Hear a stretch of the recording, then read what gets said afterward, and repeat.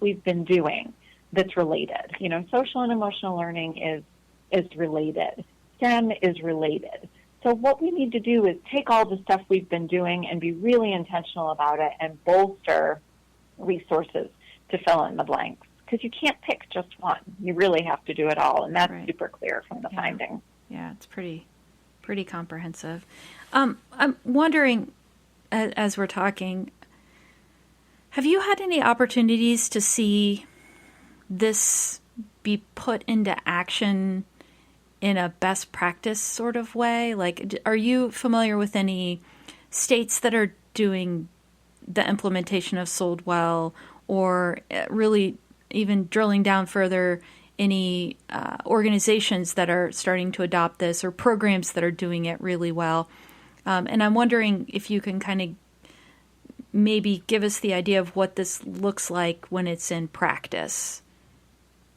Yeah, absolutely.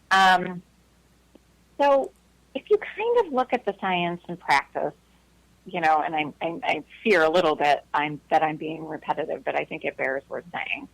There's sort of two levels of implementation, right? There's the policy level or the system level implementation, and then there's the science and practice where, young people and adults are in settings. And I guess I'll start from the system level. Okay. I think there's a lot of great stuff going on, and we're doing some work at AIR and with our colleagues at the Forum for Youth Investment and the National Urban League to document some of this.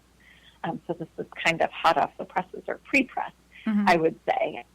One of the states is one of your network colleagues is the state of California is doing some real work led by the Afterschool Network in bringing different fields, youth-serving fields, or what I would call the thriving youth fields, together to come to consensus or alignment around what they're calling their whole child effort. Okay. So this is where we're seeing fields like juvenile justice, child welfare, those who are working in substance use prevention, coming together as a state across multiple systems. As the state of Maine is looking at this as well.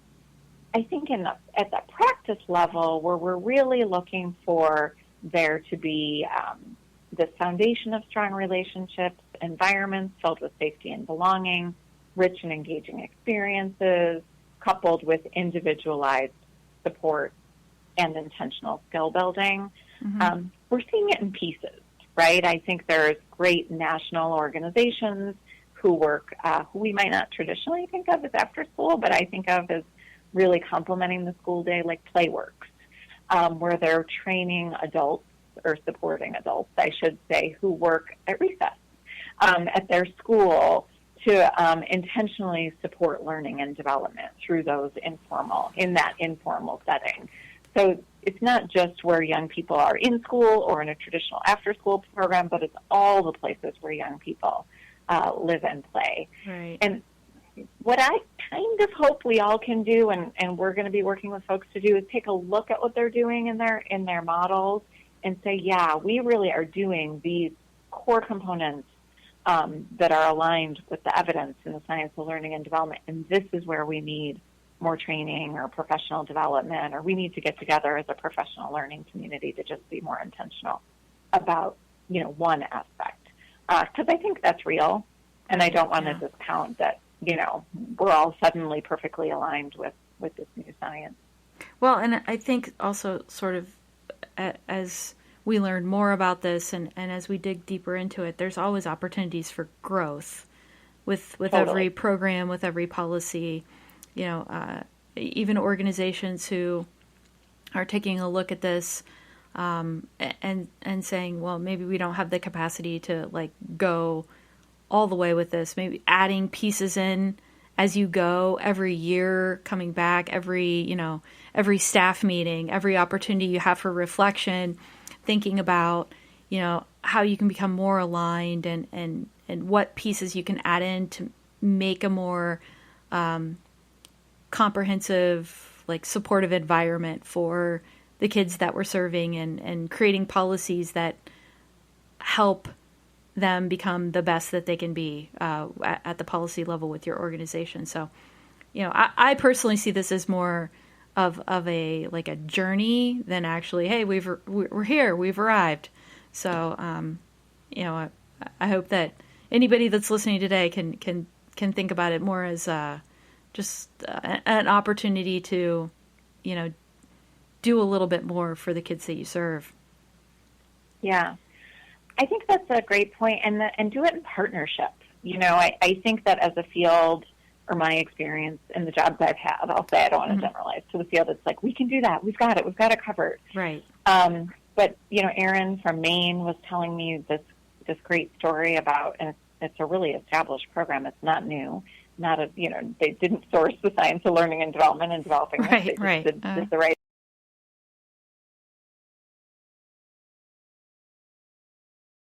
But the courts. And when young people enter into the court system, she has a, kind of a deal, so to speak, where the young person, instead of going into their sort of remediation program, gets enrolled into an after-school program in Maine. And as I understand it, there are specific, programs that are equipped to support young people coming into those programs. And really, as she described it, it was really, all about the relationships in those programs. And they have all sorts of great stories of outcomes of those young people. And to me, I just thought about that juvenile court system, if they were thinking about aligning with the science of learning and development, and we hope that happens. We don't, this isn't just for after school or K through 12. That's a great point. Or child welfare, right? And I thought they could have recognized that they could not be the best place for all young people if they wanted to keep young people outside of the court system. Right. But there was another place, or who knows, maybe Erin told them it was a better place, which would be awesome. But it was a partnership that really allowed them to now, if we were to look at it, sort of align with the evidence. And so, and especially when we're dealing with young people who have experienced trauma, sometimes we are really great places to provide developmentally rich, identity-safe settings, to have those meaningful, ongoing relationships. And sometimes we need more than that, and we need to call in mental health partners or community-based organizations or other supports for children and families. And I think we should feel empowered to do that and know that that's a part of bolstering what we understand from the science of learning and development. It's a great point. I want to circle back to something that I think you were alluding to and maybe have you talk a little bit more about it, because, when we opened the show today, I was talking about, all of our youth serving organizations in the context of after school and youth development professionals, library staff and scout leaders and people like that. But there are more people than that, more organizations outside of youth development organizations that this research impacts. And it's really the whole community of youth serving organizations, from juvenile justice to, mental health providers to health providers in general to, workforce. It's everyone that's starting to try to engage kids. It's across multi-systems, right, Deb? I mean, it's not just for us. It's for everybody. Absolutely. Yeah. We've been kind of calling it the thriving youth field, and really to capitalize on that sort of potential finding, because the goal is for all young people to thrive. But yeah, I mean, again, the body of work, and why I kind of started with the history, started with a goal around K through 12 education. But the science is the science, and the literature comes from, multiple fields. And, certainly none of us live in just one setting. Right. Yeah. So we've been kind of thinking about it in these categories of K through 12 education, community-based programs. I'm struggling with that one a little bit. Sometimes that feels a little city-centric to me. I want to make sure nature-based programs feel comfortable there, and as you said, libraries and Parks and Rec and everybody. Right. And then the places where young people don't sign up, like as you said, juvenile justice, child welfare, but they're engaged and involved. And then basic services, so housing, nutrition, primary health. And, it's really our goal just to not create another framework that lives in only one place, but to share the knowledge in hopes that we can come together so that all young people can thrive and so that we can recognize the power we carry in their journey to thriving. Right on. Yeah, that's amazing. So as the after school providers or youth development professionals that are on this call, and I've been trying to do this when I've been out in the community too, like grab a hold of this information, learn about it, understand it, and then take it out and talk to people about it. I was just talking to Michael Harlow from Council for Strong America yesterday, and how does this relate to juvenile crime and justice? And when you go to, talk to like the Ohio Municipal League, how does this relate to our local mayors and municipal leaders? And when you go in the workforce world and you talk to people who are, trying to help kids create college and career pathways, like how does this influence, the work that they do? And then continue to make these connections for them. That way we're kind of breaking down these silos and we're all working together to understand, what really kids need to thrive. I think that this is the opportunity for that. Would you agree? I hope so. I mean, I think we're being careful, or I'll say I'm being careful, and I think our colleagues are too, to not assume that, though. I mean, because a lot of people have, things that are really useful. So we're really trying to be as participatory as possible and kind of bringing this out there in the field and doing things like this great podcast to be like, what do you think? Does this feel right to you? Yeah.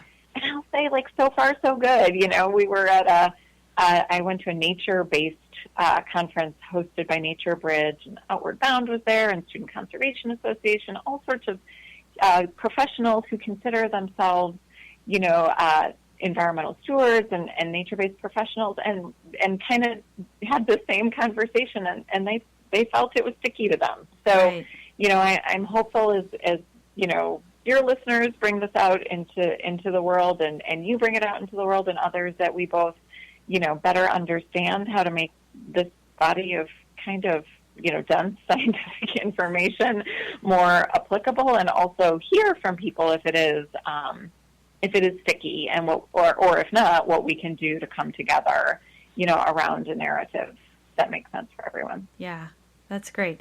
In just a minute, I'm going to ask you like how people can get connected to you. But before I do that, I want to ask if people are listening and they're excited about this and they want to learn more about the science of learning and development, where do you recommend that they start?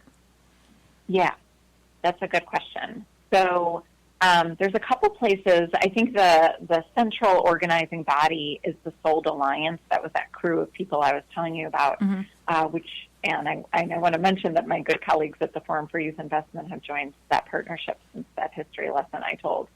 And that website is www.soldalliance.org. So that one's pretty easy.